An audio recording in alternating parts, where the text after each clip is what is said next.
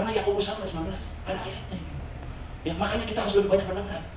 Saya percaya kata mendengar dalam bahasa Inggris dikatakan to listen.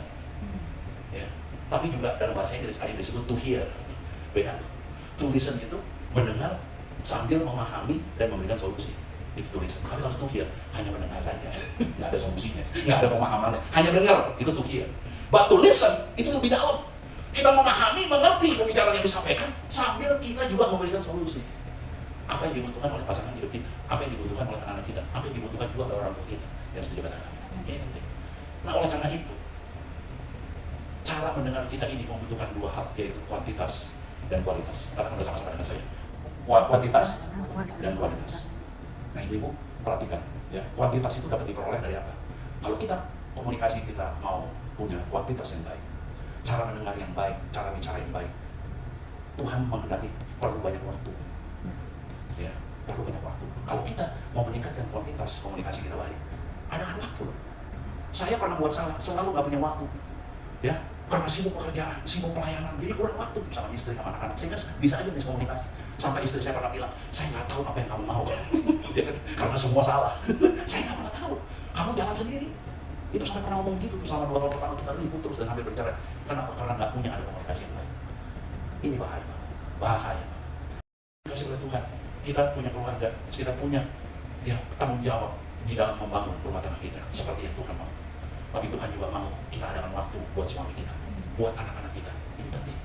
Nah, pada saat saya banyak mendengar, tahu apa yang dibutuhkan oleh anak-anak, dan kita bisa memberikan solusi, ya. Saya mau tanya, yang didengarkan itu merasakan kasihnya? Yang didengarkan itu merasakan kasihnya? Kalau kita udah mulai cuek, mereka nggak merasa dikasih, sehingga mereka bisa cari kesenangan di luar sana. Ya, itu bahaya.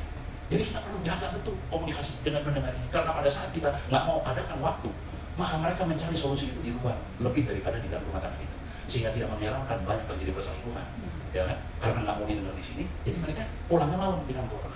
Ya karena tiap kali di rumah nggak ada, jadi lebih enak di kantor, lebih enak di kafe sama teman-teman. Ya, nah ini ibu-ibu kita perlu jaga nih, ya. Suami kita udah pulang capek, ya kan?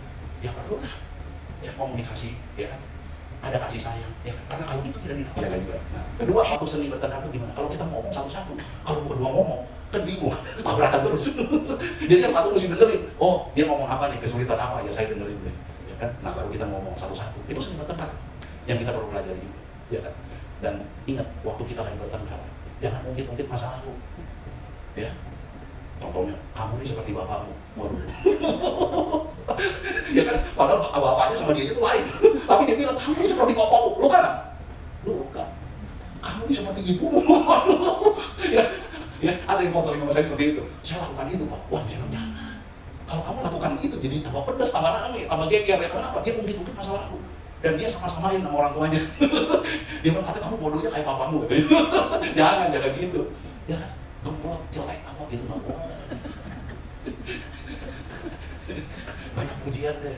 Ya, ibu-ibu kalau banyak menghakimi, ya maaf ya, kalau banyak menghakimi,